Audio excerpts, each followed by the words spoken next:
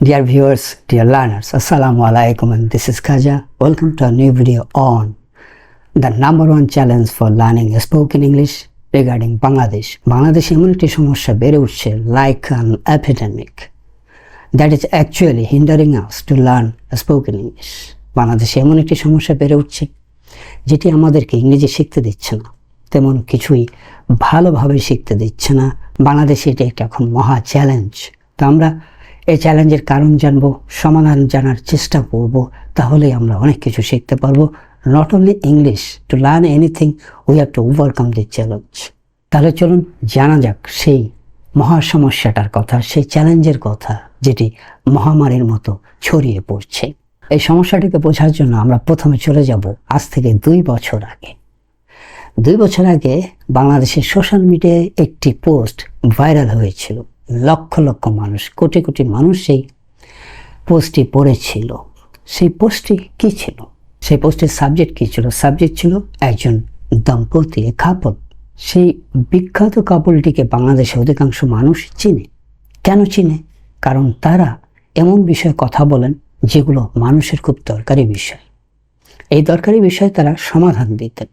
কিন্তু যিনি পোস্টটি লিখেছেন তার সাথে ওই দম্পতির একটা জায়গায় দেখা হয়েছে, সেটি হচ্ছে রেস্টুরেন্টে।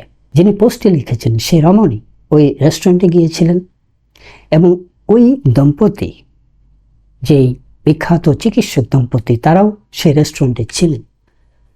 তো রমণী খুব আনন্দিত হলেন যে বেশ একজন বিখ্যাত দম্পতিকে দেখা গেল।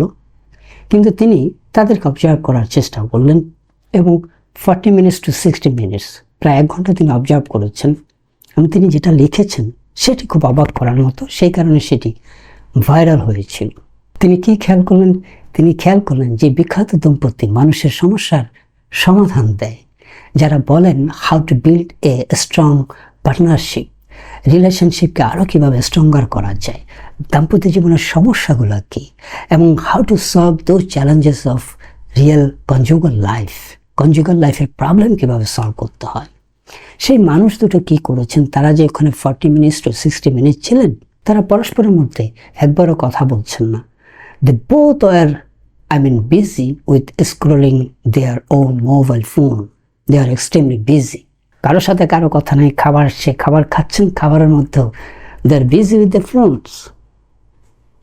এবং এই ঘটনা থেকে সবাই অবাক হয়ে গেল যে তারা নিজেদেরকে সময় দিচ্ছেন না, কিন্তু আমাদেরকে কত পথ দেখাচ্ছেন। গল্পের শেষ এখানেই নয়। এই পোস্টের ঠিক 1.5 বছর পর এই দম্পতি আবারও বাংলাদেশের নিউজের লিড নিউজ হিসাবে আসেন। তাদের একটি খবর আবারও ভাইরাল আকারে ছড়িয়ে পড়ে। সেই খবরটি কি? That was a very sad news. সেটা হচ্ছে ডিভোর্স। এই দম্পতি মধ্যে ছাড়াছাড়ি হয়ে যায়। এই দম্পতি যে সংসার, সেটি ভেঙে চুরমার হয়ে যায়। সেই সংবাদটি ঢেউয়ের মতো ছড়িয়ে পড়ে সর্বত্র। তাহলে দেখেন, এখন এই যে 1.5 বছর আগের যে পোস্ট, যে they are not giving time to each other, they are not respecting each other, they are not following what actually they are advising to others. তারা যেটা বলছেন তারা নিজেরা সেটা ফলো করছেন না। তারা নিজেদের কথা শুনছেন না, পার্টনারকে শুনছেন না। এবং তার পরিণতি কি? আমরা জানি না যে এই ডিভোর্সের কারণ কি, কিন্তু দুটোকে সংযুক্ত করা যায়। আমরা দেখছি তারা 2 বছর আগে তারা সময় দিতেন না, সেটি প্রমাণিত হয়েছে। এবং তার ঠিক 1.5 বছর পর তাদের যে ডিভোর্সের সংবাদটি সারা বাংলাদেশে ছড়িয়ে পড়ে। আমরা দেখলাম যে 2 বছর আগে তাদের যেই খবরটি ছড়িয়েছিল, 1.5 বছর পরে তাদের যেই খবরটি ছড়ায়, দুইয়ের মধ্যে কোথাও একটা মিল আছে। কিন্তু গল্পের শেষ এখানেই নয়, আর একটু পার্ট আছে, 3rd পার্ট। সেটি হচ্ছে এই দম্পতি যে পরামর্শটি দিয়েছেন। দম্পতির মধ্যে দুজনেই জানেন আপনার চিকিৎসক। যিনি নারী চিকিৎসক ছিলেন তিনি একটি কথা বলেছেন, সেটা হচ্ছে যে আপনি আপনার পার্টনারকে সময় দিন। ডিভোর্সের পরে তিনি বলেছেন, তার তারা সময় দেননি। তার কথা শুনুন। এখানেই আজকের আমাদের আলোচনার বিষয়। যে রোগটি বাংলাদেশে মহামারীর মতো ছড়িয়ে পড়ছে, সেটি হচ্ছে নট লিসেনিং টু আদার্স। অন্যকে আমরা শুনতে চাই না, কোথাও কেউ কাউকে শুনছে না। Nobody is listening to anyone. আমরা কাউকে শুনছি না। এখন না শোনা হচ্ছে আপনি বিজ্ঞানকে অস্বীকার করছেন। আপনি শেখার যে সায়েন্স বলে, লার্নিং সায়েন্স, তার প্রথম ভিত্তি হচ্ছে শোনা। আমি যদি না শুনি তাহলে আমার কিছুই হবে না, আমি কিছুই শিখতে পারবো না, কিছুই ঠিকভাবে বলতে পারবো না, কিছুই ঠিকভাবে লিখতে পারবো না, এবং কিছুই আমি ঠিকভাবে বুঝতে পারবো না। কিন্তু এই না শোনার অভ্যাসটা শুধু যে ওই দম্পতির মধ্যে সেটি নয়, এটি লক্ষ লক্ষ দম্পতির মধ্যে ছড়িয়ে পড়েছে, এটি আমাদের পিতামাতার মধ্যে ছড়িয়ে পড়েছে, শিক্ষকদের মধ্যে ছড়িয়ে পড়েছে, চিকিৎসকদের মধ্যে ছড়িয়ে পড়েছে, এবং সবচেয়ে বিপদের কথা আমাদের শিশুদের মধ্যে ছড়িয়ে পড়েছে। আমরা অনেক সময় বলে থাকি আমাদের শিশুদের হাইপার অ্যাক্টিভ। আপনি ডাক্তারের কাছে গেলে শুনবেন ইদানিং বাংলাদেশে হাইপার অ্যাক্টিভ বাচ্চাদের সংখ্যা ক্রমশই বাড়ছে। তারা খুব চঞ্চল, তারা কোনো কথা শুনতে চায় না। একটা বড় অংশ শিশুরা অন্যের কথা শুনতে চায় না এবং তাদের মা বাবার কথাও শুনতে চায় না। যদি কেউ না শুনে তাহলে বাকি জিন্দগিতে সে অসংখ্য জিনিস মিস করবে, অসংখ্য জিনিস। তার মধ্যে কি হতে পারে তার আগে বলে নিই, বাচ্চাটি কেন শুনছে না এ বিষয়ে আমি একজন শিক্ষকের সাথে, এ বিষয়ে অভিজ্ঞ শিক্ষকের সাথে কথা বলছিলাম। তিনি এই প্রবলেম নিয়ে কাজ করেন। তার কাছে যখন কোনো দম্পতি যায় তার সন্তানদের প্রবলেম নিয়ে, তিনি সন্তানের সাথে কথা বলেন না। প্রথম তিনি কথা বলেন ওই দম্পতির সাথে, তাদের সাথে দীর্ঘ আলাপ করেন, তাদেরকে অবজার্ভ করেন। এবং বিষয়টা এখানেই সত্যি যে ওই যে দম্পতি যে বলছে যে তার সন্তানটি শুনছে না, আসলে ঘটনা কোথায়? তারা কি নিজেরা শুনছে কিনা? ওই হাজব্যান্ড ওয়াইফ পরস্পরকে শুনছে কিনা? তারা যদি না শুনে তাদের সন্তান কিভাবে শুনবে? তার সন্তানের মধ্যে অভ্যাসটা কিভাবে ট্রান্সফার হবে? শোনাটা যেমন অভ্যাস, না শোনাটাও কিন্তু অভ্যাস। কাজে যে দম্পতির না শোনাটা অভ্যাস, যারা নিজেরা শোনে না পরস্পরকে, তার সন্তান কিভাবে শুনবে? এবং তার সন্তান শোনে না, এটাই স্বাভাবিক। এখন এটা হচ্ছে আমাদের পিতামাতাদের মধ্যে। আমরা যদি আমাদের 25 বছর আগের কথা খেয়াল করি, 20 বছর আগের কথা খেয়াল করি, আমাদের শিক্ষকদের আমরা কি দেখেছি? আমাদের শিক্ষকরা ছাত্রদের কথা শোনেন না। ম্যাক্সিমাম ক্ষেত্রে আমি শিক্ষকদের কাছে ক্ষমা চেয়ে নিচ্ছি, আমাদের over 90% teachers R not listening to their students. তারা ছাত্রদের কথা শোনেন না। সামনে 5-7 জন বুঝলেই হলো। একজন শিক্ষকের কাজ কি? সবচেয়ে কম বুঝে যেই ছাত্রছাত্রী সে শুনছে কিনা, that is the most important deciding factor for a teacher. একজন শিক্ষক যে ভালো পড়ান তার সবচেয়ে বড় প্রমাণ কি? সবচেয়ে কম বুঝে সেই ছাত্রটিকে তিনি তার মতো করে বোঝাতে পারছেন কিনা। কিন্তু তার তো কথা শুনতে হবে। আমরা প্রায়শই অভিযোগ করি, আমরা কি অভিযোগ করি? ডাক্তাররা কথা শোনে না, পেশেন্টদের কথা শোনে না। না, the question is who is listening really? কে আসলে শুনছে? কেউ কে শুনছে? আপনি কি মনে করেন যে আমার টিচাররা শুনছে? ইউনিভার্সিটির টিচারদের, ও মাই god, over 95% teachers are not listening to their students. They are busy with other things. No, they cannot be like that. তাহলে একটা ছাত্রছাত্রী যখন ভার্সিটি থেকে বের হয়ে আসছে, সে কি শিখে আসছে, তার মধ্যে কি ট্রান্সফার করেছে, কি ইনস্টিল করেছে? আমরা ইনহেরিটেড ওয়েতে না শোনাটা অর্জন করছি। এবং সম্ভবত বাংলাদেশ পৃথিবীতে একমাত্র দেশ, আমি অনেক দেশের অভিজ্ঞতা জানি, অনেক দেশের মানুষের সাথে আমি কাজ করছি, এই যে না শোনা যে ব্যাপারটা, এটা এরকম এপিডেমিক আকারে আমি কোথাও দেখিনি। বাইরের যারা বড় বসরা আছেন আমি দেখেছি, তারা যদি সময় না থাকে বলেন যে আমি তোমাকে এখন সময় দিতে পারছি না, আপনি তাতে মাইন্ড করতে পারেন। বাট সে যখন আপনাকে সময় দেয় সে তখন মনোযোগ দিয়ে শোনে। কিন্তু আমরা কি কাজটি করছি কিনা? আমরা বলছি ডাক্তার শুনছে না। প্যারেন্টসরা কি তার সন্তানের কথা শুনছে? প্যারেন্টসরা কি তাদের ইচ্ছাদার পার্টনারের কথা শুনছে? শুনছে না। শিক্ষক শুনছে? শুনছে না। সরকার শুনছে জনগণের কথা? নো, কেউ শুনছে না। এবং তার পরিণতি খেসারত আমরা কিন্তু বহন করছি। ছোট্ট একটা এক্সাম্পল দিই। আজ থেকে 25 বছর আগে বা 26-27 বছর আগে আমরা যখন বিশ্ববিদ্যালয় শেষ করি, আমরা যারা এইচআরে জব করতেন তাদের এক্সপার্টদের কাছে শুনতাম যে একটা ছেলে মেয়ে একটা ঠিকভাবে একটা সিভি লিখতে পারে না, ইন্টারভিউতে ঠিকভাবে প্রশ্নের উত্তর দিতে পারে না, বলি একটা উত্তর দেয় আরেকটা। এবং after 25 years I can ensure you the situation has been deteriorated. পরিস্থিতি আরও খারাপ হয়েছে, কারণ আমাদের যে শিক্ষা পদ্ধতি ছিল তার তুলনায় পরের জেনারেশনগুলো অনেক বেশি খারাপ শিক্ষা পদ্ধতি পেয়েছে এবং তার খেসারত আমরা দিচ্ছি। ইন্টারভিউতে ইন্টারভিউয়ার বলছেন একটা আর ইন্টারভিউ বলছে আরেকটা। এটা অহরহ ঘটছে। এটা যে শুধু টেনশনের কারণে ঘটছে, দ্যাটস নট লাইক দ্যাট। এটা অভ্যাসের কারণ হচ্ছে, ঠিকভাবে শুনছে না। এবং চাকরি জীবনেও আরেকটি প্রবলেম হচ্ছে জব সেক্টরে বাংলাদেশের, যে বসের কথা তারা শুনতে চায় না। এক ধরনের রিভেলিয়ান ক্যারেক্টার তাদের মধ্যে গ্রো করছে। From their family, from their childhood, মানে তারা যেভাবে গ্রোন আপ হয়েছে তার ইম্প্যাক্ট, এফেক্ট কর্মজীবনে পড়ছে। বসের কথা শুনতে চাচ্ছে না, বসের কথা শুনতে পারছে না, বিরক্ত হচ্ছে এবং বডি ল্যাঙ্গুয়েজে সেটা বোঝা যাচ্ছে এবং তাতে তার কেরিয়ারের কিন্তু 12টা বাজতেছে। এবং বাংলাদেশে যে জব সেক্টরের অবস্থা 25 বছরের তুলনায় এখন অনেক খারাপ, অনেক খারাপ, অনেক বেশি ক্রাইসিস চলতেছে এবং খুব একটা উন্নতি কিন্তু হয়নি, যেটা 25 বছর হওয়ার কথা ছিল। অন্য দেশ কোথায় চলে গেছে, আমরা কোথায় আছি? তার একটি বড় কারণ কিন্তু এই ছোট্টবেলার ছোট্ট প্রবলেম, না শোনা, নট লিসেনিং টু আদার্স।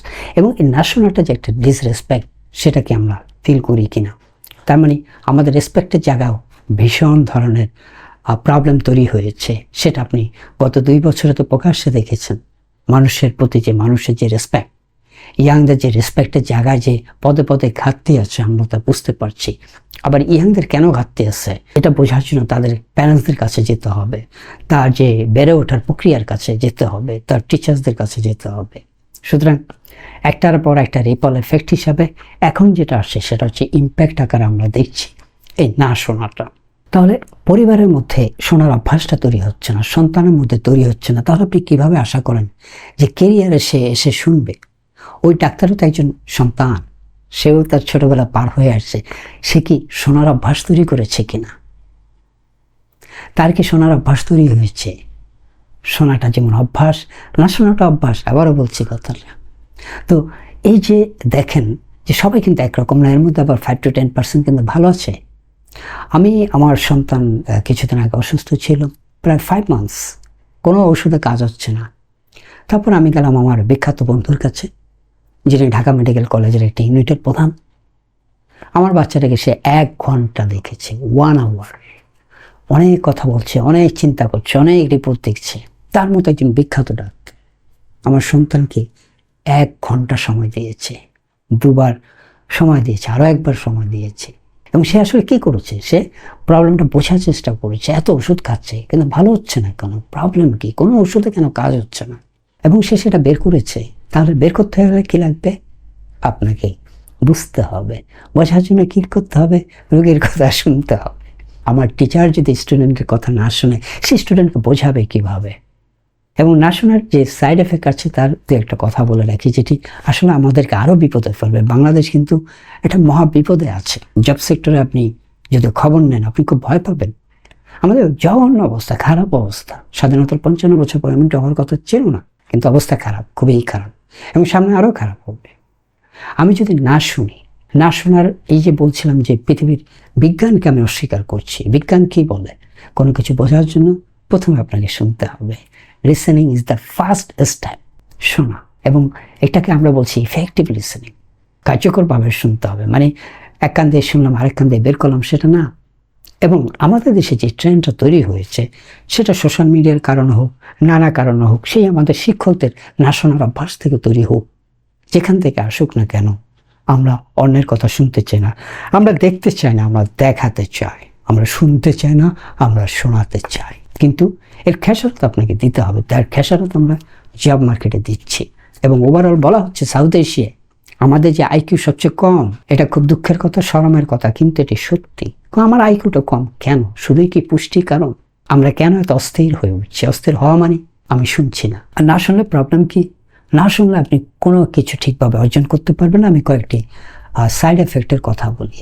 যে বাচ্চাটি, যে মানুষটি শোনে না, সে কখনো কোনো প্রবলেম সলভ করতে পারবে না। অ্যানালিটিক্যাল অ্যাবিলিটি, ক্রিটিক্যাল অ্যানালাইসিস, এগুলোতে আপনার মনোযোগ দরকার। আর খেয়াল করলে দেখবেন যারা অন্যের কথা শোনে না, তারা কারো কথাই শোনে না, টিচারের কথা শোনে না। হয়তো ধমকের কারণে, ভয়ের কারণে চুপ থাকে। অনেক সময় চুপ থাকা মানেই কিন্তু শোনা তা নয়। সে শুনছে না, সে বসের কথা শুনছে না, শিক্ষকের কথা শুনছে না, সে ভেতরে যাওয়ার চেষ্টা করছে না, তাহলে সে বুঝতে পারছে না। না শোনার সবচেয়ে বড় লস হচ্ছে মনোযোগ আসবে না, আর মনোযোগ না থাকলে কোনো কিছুই বোঝা যাবে না। এবং এই লিসেনিংয়ের সাথে আপনার কিসের সম্পর্ক রয়েছে? এমপ্যাথি। বলা হয় আজকের এআই যুগে, আর্টিফিশিয়াল ইন্টেলিজেন্সের যুগে আমাদের যদি আরও কিছুদিন জব লাইফে টিকে থাকতে হয়, তাহলে এমপ্যাথি স্কিল হচ্ছে নাম্বার 1 স্কিল। এবং এমপ্যাথেটিক এআই তৈরি করতে একটু সময় লাগতে পারে, ওই সময়টা আমরা পাবো। কাজে এমপ্যাথি এখন খুব গুরুত্ব পাচ্ছে। এবং বলা হয় যে স্কিলের উপর সমস্ত স্কিল দাঁড়িয়ে থাকে তার নাম হচ্ছে কমিউনিকেশন স্কিলস। তো লিসেনিং যদি ঠিক না হয় আপনার এমপ্যাথি আসবে না, এমপ্যাথি স্কিল গ্রো করবে না। অন্যকে আপনি ডিসরেসপেক্ট করলে তার এমপ্যাথির কোনো প্রশ্নই নেই। অন্যের কথা শুনছেন না আপনি, তার মানে আপনার মধ্যে এমপ্যাথি স্কিল নাই, একদম পরিষ্কার। আর এই দুটো না থাকলে কমিউনিকেশন স্কিল তো সেই দিল্লি বহুদূর, সেটা আসবেই না, হবেই না। কারণ কমিউনিকেশন স্কিল কনসিডারেশন বলতে গুরুত্বপূর্ণ একটা প্রিন্সিপাল আছে। তার কথার অর্থ কিন্তু আপনার স্থানকাল পাত্রভেদে প্রতিটা মানুষকে আপনাকে ফিল করতে হবে, অনুভব করতে হবে তার মতো করে। এটা হচ্ছে কমিউনিকেশন স্কিলের 7টা প্রিন্সিপালের একটা, যে তার মতো করে তাকে বোঝাতে হবে, তার মতো করে তাকে ফিল করতে হবে, তার মতো করে কিভাবে বললে সে বুঝতে পারবে সেভাবে বোঝাতে হবে। আর কমিউনিকেশন স্কিলসের আপনি কোনো কিছুই ঠিকভাবে শিখতে পারবেন না। Presentation skill, physics, chemistry, math কোনো কিছুই আপনি ঠিকভাবে শিখতে পারবেন না, কারণ আপনি প্রশ্ন করতে পারবেন না। প্রশ্ন করার জন্য তো শুনতে হবে, বুঝতে হবে। আর ঠিকভাবে না শুনে আপনি বুঝতে পারবেন না, প্রশ্ন করবেন কীভাবে? আপনার সন্তান প্রশ্নটা করবে কীভাবে যদি সে না শুনে? এবং খেয়াল করবেন, যারা শুনতে চায় না তাদের প্রশ্ন করার এবিলিটি কম, কোয়ালিটি প্রশ্ন করার এবিলিটি কম। তাহলে একটার সাথে কিন্তু একটা কানেক্টেড। তো মূল জায়গাটা হচ্ছে, প্রাণ ভোমরাটা হচ্ছে শোনা। যদি সে না শুনে তাহলে একের পর এক, মানে এরপরে যা যা আছে সব কিছুতেই ঘাটতি থাকবে। যেমন আমরা বলি কমিউনিকেশন স্কিল না থাকলে, প্রপার না থাকলে আপনার কোনো কিছুই প্রপার হবে না, এটা নিশ্চিত থাকুন। কারণ কমিউনিকেশন স্কিলের সাথে বাকি স্কিলগুলোর একটা গভীর সম্পর্ক রয়েছে। অন্য স্কিল যে শিখবেন, কমিউনিকেশন স্কিল থাকতে হবে। কমিউনিকেশন স্কিল থাকলে আপনি অন্য কিছু ভালোভাবে শিখতে পারবেন। আর সেখানে যদি দুর্বল থাকেন, অন্য কিছু ভালোভাবে শিখতে পারবেন না, প্রকাশ করতে পারবেন না এবং বুঝতেও পারবেন না। তাহলে না শুনলে যেটা হয়, মনোযোগের ঘাটতি হয়। মনোযোগের ঘাটতির হাজারো কারণ থাকতে পারে, কিন্তু যে মানুষটা শোনে না, নিশ্চিন্ত থাকুন তার মনোযোগের অভাব রয়েছে। আর মনোযোগের অভাব থাকলে আপনি কীভাবে বুঝবেন? কিছুই বুঝতে পারবেন না ঠিকভাবে। সুতরাং এই যে ছড়িয়ে পড়ছে, আমি আপনাদেরকে আরও একটা এক্সাম্পল দিই, লাইক লার্নিং ইংলিশ। এখন বাংলাদেশে ইংরেজি শেখা খুব দরকার, খুবই দরকার। আমাদের 1-1.5 কোটি লোক আসলে বিদেশে পাঠাতে হবে। তো তারা যদি একটু ইংরেজি শিখতে পারে, সাথে আদার্স কিছু স্কিল থাকে, আমাদের আর্নিংটা অনেক বাড়বে। আমাদের গার্মেন্টস সব কিছু থমকে গেছে, এটা থেকে আর খুব বেশি আসার কিছু নাই। তাহলে আপনি রেমিটেন্স থেকে আছে, এবছর বোধহয় $50 বিলিয়ন চলে যাবে। আমরা এটাকে $100 বিলিয়ন করতে পারি কিছু স্কিল ইংরেজি শিখিয়ে। সুতরাং ইংরেজি শেখার ক্ষেত্রে দেখা যায় ড্রপ আউট ওভার 70%। কেন তো ড্রপ আউট? কেন সে মনোযোগ ধরে রাখতে পারতেছে না? ওই যে শোনা, সে ঠিকভাবে শুনছে না, ঠিকভাবে না শুনলে ইন্টারভিউতে প্রশ্ন করতে পারছে না, ঠিকভাবে না শুনলে সে বুঝতে পারে না, কানেকশনগুলো বুঝতে পারে না, যেটাকে আমরা বলি কানেক্টিং দ্য ডটস। সমস্ত ফলাফলকে আমি এক কথা বলতে চাই, সেটা হচ্ছে connecting the dots. Say connect করতে পারবে না একটার সাথে আরেকটা। আমরা সব কিছু বুঝি কানেক্ট করে একটার সাথে একটা। তাহলে না বুঝতে পারলে সে অর্জন করবে কিভাবে, একটা কাজ করবে কিভাবে, সে যদি ঠিকভাবে না বুঝে? সুতরাং এই যে দক্ষিণ এশিয়া আমাদের শিক্ষকদের মান সবচেয়ে কম, আমাদের আইকিউ সবচেয়ে কম, আমাদের কমিউনিকেশন স্কিল সবচেয়ে কম, আমাদের প্রেজেন্টেশন স্কিল সবচেয়ে কম। এর তো সমাধান করতে হবে। গোড়াতে প্রবলেম আছে এবং এই প্রবলেম বাড়ছে, সেটি হচ্ছে listening. We are not listening to anyone. টকশোতে দেখেছেন, ইয়াংদের দেখবেন টকশোতে, দেখবেন যে আরেকজন সিনিয়র আছে, তার কথার মধ্যে অলমোস্ট এভরি মিনিটে সে ইন্টারফেয়ার করছে। এটা যে কি পরিমাণ ডিসরেসপেক্ট, এটা যে কি পরিমাণ ব্যাড হ্যাবিট, সে হয়তো সেটা জানেও না, সেটা তো পরিবার থেকে সেটা শিখে আসেনি। তার এডুকেশন সিস্টেম তাকে হয়তো সেটা শেখায়নি যে it's a bad habit, severe bad habit, it's a severe disrespect to others. আপনি কথার মধ্যে কথা বলছেন এবং দেখেন টকশোতে, আগের টকশো এখনকার টকশো দেখেন, এটা বাড়ছে, এই ডিসরেসপেক্টটা বাড়ছে। আমরা যে শুনতে পারছি না অন্যদের কথা, আপনি অন্যদের কথা না শুনলে আপনার কথা কেউ শুনবে না। আমরা সবসময় বলি, অনেকে বলে যে ভাই এত মানুষকে হেল্প করলাম, আমার বিপদে কেউ নাই। এটা কি সত্যি কথা? আসলে মন থেকে আপনি কত মানুষকে হেল্প করছেন বিনা স্বার্থে? যদি করে থাকেন, কেউ না কেউ আপনার পাশে আসবেই। কাজে আপনি যদি অন্যের কথা না শুনেন, আপনার কথা কেউ শুনবে না। বন্ধুদের মধ্যে আপনাকে কেউ পছন্দ করবেন না। আপনি একটা ভালো সেলসম্যান হতে চান। আমরা প্রত্যেকেই সেলস পারসন এই পৃথিবীতে। আমরা সবকিছু বিক্রি করতে চাই, তো বিক্রিটা করবেন কিভাবে? অন্য মানুষের নিজটা যদি না বুঝেন। এই পৃথিবীর যে স্টার্ট আপ সহ নানা ব্যবসার ভিত্তিটা কি বলা হচ্ছে? বলা হচ্ছে you have to find out the solution of a problem. আপনার প্রবলেমের কোনো একটা সলিউশন করতে হবে। তো আপনি প্রবলেম যদি না বুঝেন, তো প্রবলেম বুঝতে হলে তো লিসেনিং লাগবে। আপনি খেয়াল করে দেখেন যে একজন সেলসম্যান, মানে সাকসেসফুল সেলসম্যান কে? আমাদের সেলসম্যানদের দেখেন বাংলাদেশে 95% আর নট ফিট। তারা ক্লায়েন্টের কথা শুনতে চায় না, ক্লায়েন্টকে 101টা জিনিস বোঝাতে চায়, এটাতে এই ফাংশন আছে, ওই ফাংশন আছে, এটা আপনার জন্য ভালো হবে, আরে আমার জন্য ভালো হবে, তুমি কি আমার কথা শুনেছো? তারা ম্যাক্সিমাম অন্যের কথা শোনে না, ক্লায়েন্টের কথা শোনে না, কিন্তু যারা শোনে তারা রিওয়ার্ড ঠিকই পায়। তো স্মার্টরা কিন্তু শোনে। কাজে যারা না শোনে তাদের কিন্তু আরেকটা ঝামেলা হলো, দে আর নট স্মার্ট। স্মার্টের অপোজিটটা আমি বললাম না, তারা স্মার্টের অপোজিট। তো অন্তত তারা স্মার্ট না, কিন্তু তার মানে কি, বাংলাদেশে আমরা আনস্মার্ট পিপল গ্রো করছি, million million crore crore unsmart people তৈরি হচ্ছে। তাহলে সেই দেশটার ভবিষ্যৎ কোথায়? ভোমরা কিন্তু ওই জায়গায়। লিসেনিং, শুনতে হবে। আপনি কি এই ভিডিওটি মনোযোগ দিয়ে শুনছেন? বলছিলাম বিজ্ঞানের কথা। না শোনা মানে হচ্ছে বিজ্ঞানকে অস্বীকার করা। লার্নিং সায়েন্সের প্রথম ধাপ হচ্ছে শোনা, আরও 3টি ধাপ আছে স্পিকিং, রিডিং, রাইটিং। যেমন অনেক বাচ্চাকে জিজ্ঞেস করবেন বা অনেক মানুষকে জিজ্ঞেস করবেন যে পড়ালেখা নাকি লেখাপড়া কোনটা ঠিক হবে? আগে কখনো লেখা আসতে পারে না, এটা সায়েন্স না। আগে আসে পড়া, তারপরে আমি লিখি, কাজে এটা পড়ালেখা হবে। Simple logic. এই সিম্পল লজিক আমরা অনেক সময় বুঝতে চাই না, কারণ আমি খেয়াল করি না। তো লার্নিং সায়েন্সের যে 4টা স্টেপ আছে সারা পৃথিবী তার উপর দাঁড়িয়ে আছে। এটা কোনো উন্নত অনুন্নত দেশের বিষয় না। আমরা শিখি 4 ভাবে। কেন প্রথম ধাপে লিসেনিং? কারণ প্রথম ধাপটা যদি ঠিক না হয় বাকিগুলো ঠিক হবে না।